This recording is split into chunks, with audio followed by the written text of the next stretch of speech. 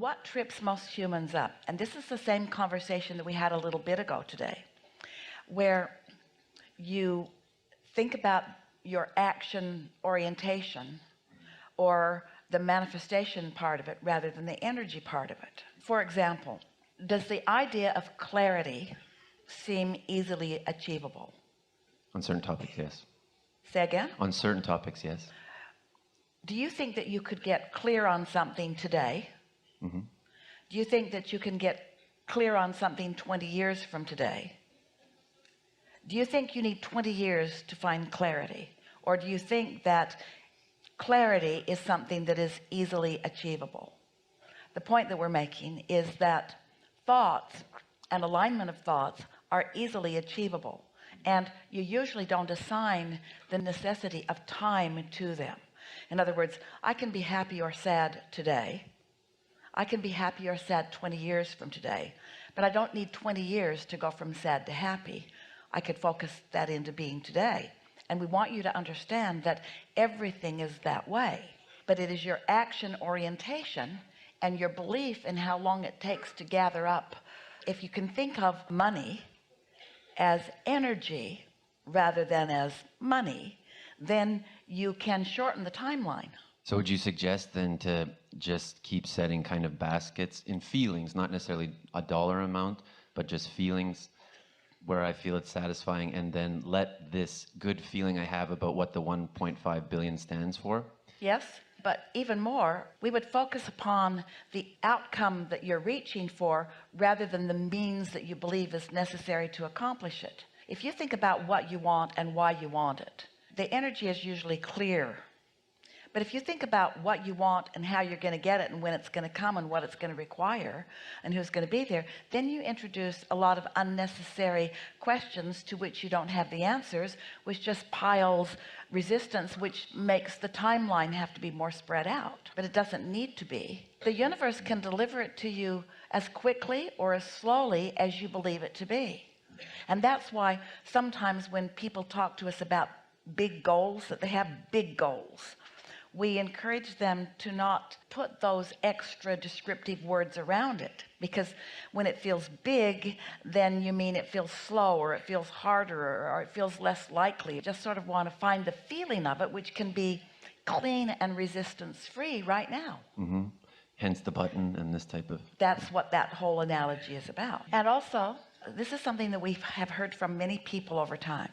I want this big sum of money, but I'm going to do a lot of good with it, in a sort of justifying, I need the justification for doing the good before I will allow the good to come to me. And we want you to just want it. Mm. Okay.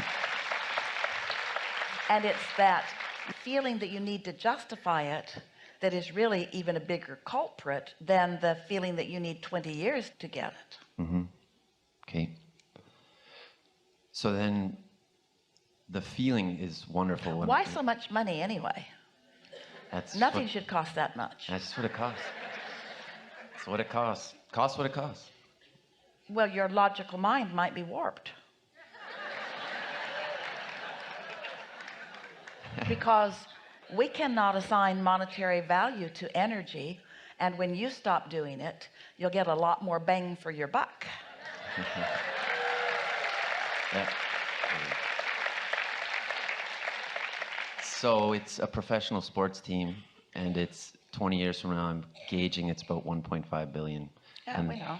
And we're talking after it's tax. It's not worth that much. Yeah. No, and the feeling, and that's the thing. I really, I feel so great about it, and if I talk with my wife about it or anybody else in terms of why I like it, it's because I've had the feeling so many times with the sports team that it brings so many people together, at least for that team when they're doing well. San Antonio Spurs, for example. So that just makes me feel really great. So if someone asks me, what do you really want? That's what I really want.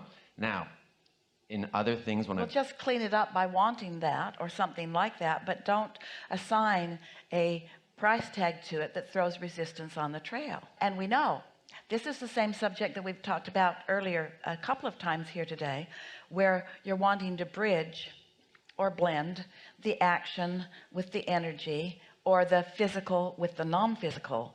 We're just suggesting to you that your practicality, your wanting to look at it through your physical eyes before the energetic work is done will slow the energetic work down.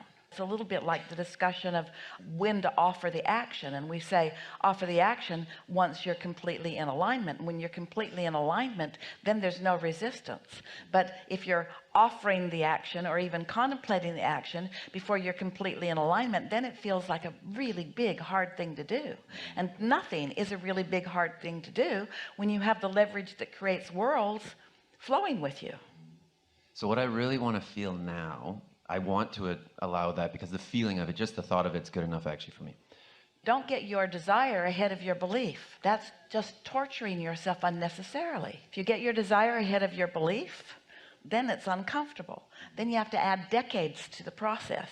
But what if your desires just called your belief into alignment? What if your desire is uninhibited because you put it there, it's there and it's real? And what if your inner being is all over it and calling all of the cooperative components? And do you know how you'll know when you're a cooperative component? When it doesn't feel hard to do, when it just feels like the next logical step. So I'd like to be let off the hook, or if you could help to let me off the hook. We can help you. The next logical step is not to take any action. The next logical step is to enjoy the whole idea of it, to take pleasure from the idea of it. Because what trips everyone up is having a goal that they can't see the means to the end. And so the goal itself feels more uncomfortable than it does pleasurable. So what you want to do is use the power of your focus to let this intention be utterly and only satisfying. No downside. It's in vibrational form.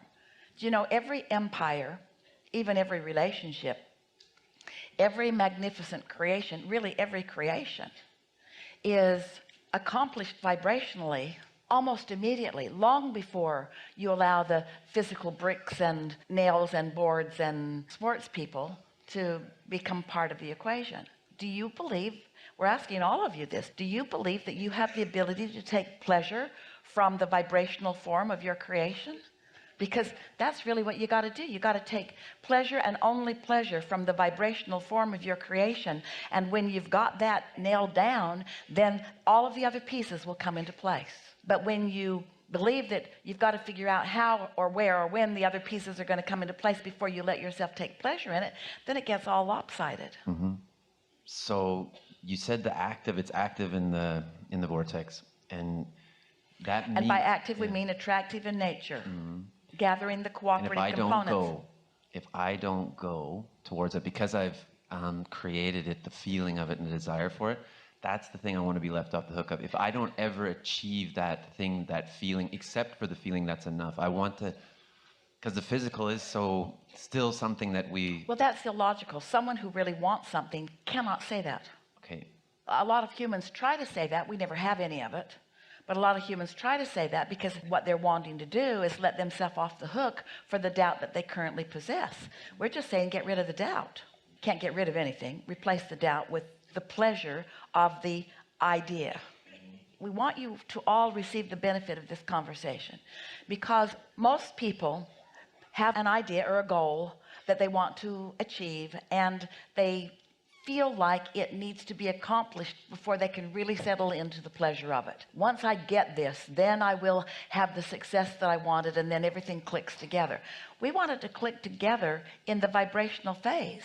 And you know, when it's come together, the success that you're looking for is not just the ownership of the team or even the ability to leverage their talent and probability against the cost of them.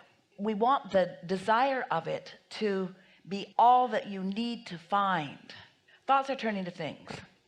And once you've put something into the vortex, it's gathering the cooperative components. And minus your doubt, the cooperative components would all come into place. Do you see yourself as one of the cooperative components? Because if there's hesitation, you're not. If you're trying to let yourself off the hook, then you're not.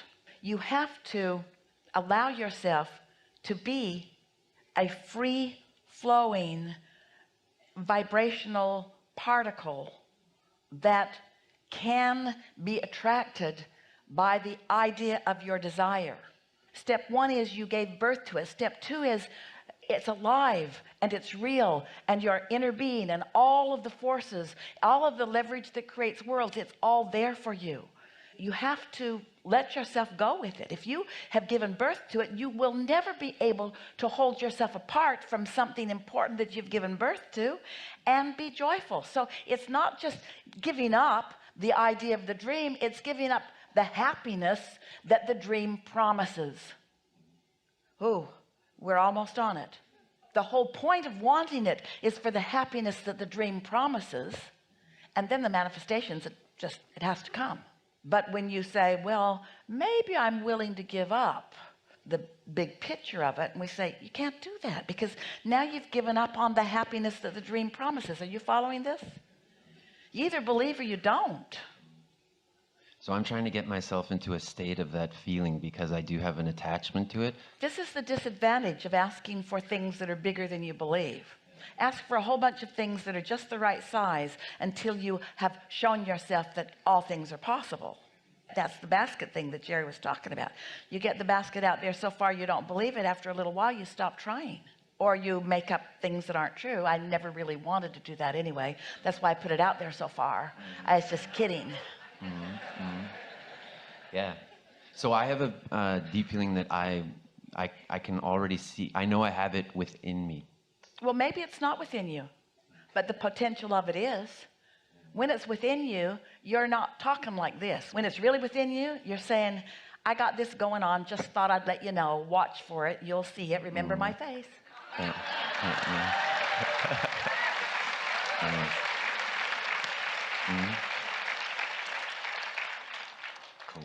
Cool. So basket where I can hit it and just continue going with that. Just remember what the real goal is. You see, Esther says to people on a pretty regular basis, she got it from Jerry because he said it on a really regular basis. They'd go somewhere and she'd say, just looking for something to want. Just looking for something that rings my bells, because your bells ringing feels really, really good. And so when life shows you something that rings your bells, you can keep those bells ringing as it comes into fruition. And by the time it comes into fruition, there are a whole lot of other things that are ringing your bells too, because you're not ever going to get it done. So it's the bell ringing that you're reaching for. It's the reason to focus and the reason to even care about how you feel. That's what it's all about. The things that life helps you to define that you want are not because anybody needs to create that. It's not that that is necessary for the upliftment of the universe. The reason that the ideas occurred to you is so that you will have a focal point in this time and space reality upon which you can find alignment with your inner being, so that you can feel the power or the invincibility of your creative prowess, not because you needed to create it, but because it feels good to be in the process of creating. This is hard for humans to hear, because there are so many things that you want to create, and you think that the creation of that is the main event. It isn't. It's just the reason to flow the energy, which is the main event. It's the feeling of things coming into place. It's the pointing and feeling the power of the universe flowing through you.